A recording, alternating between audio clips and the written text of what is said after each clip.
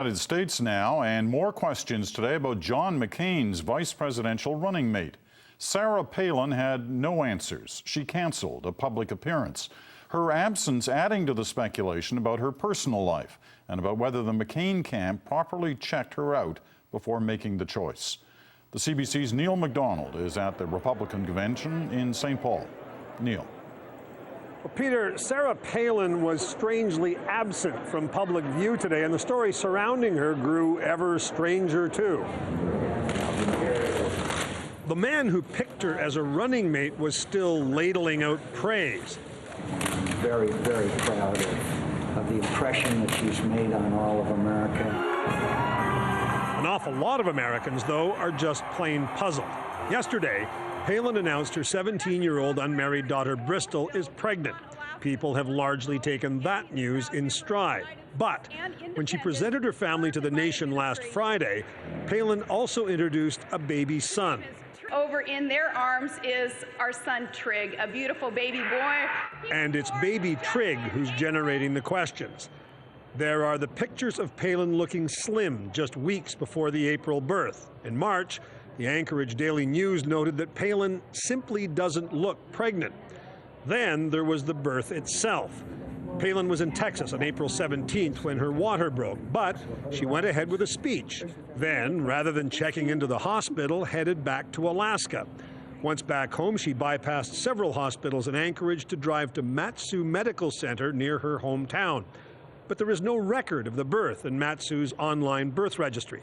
Some suspect that Trig is actually Palin's grandson and that Bristol, the now pregnant teenage daughter, is the baby's real mother. Many delegates here have embraced Palin for giving birth to Trig, knowing that he had Down syndrome. Do we know where the rumors are coming from? Maybe it's the Democrats' party, the way to get the things out, to make her look bad.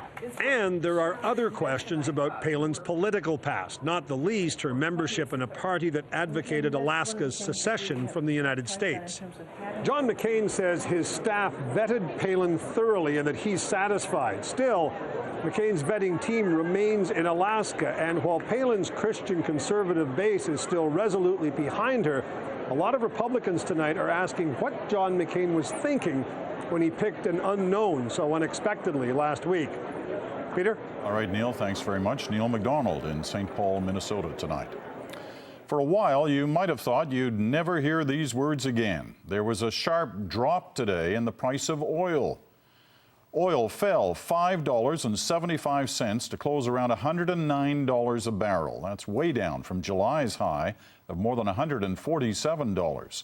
But the drop helped prompt a plunge on Canada's major stock exchange, which has been riding high thanks to oil and gas prices. Today, the Toronto Stock Exchange was down more than 471 points. An update on a horrifying story we brought you last week. Police have arrested two men in connection with the rape of a Canadian journalism student in France. The attack happened last Tuesday as the woman photographed migrants at a makeshift camp near Calais. The suspects, an Afghan and an Iranian, were arrested over the weekend.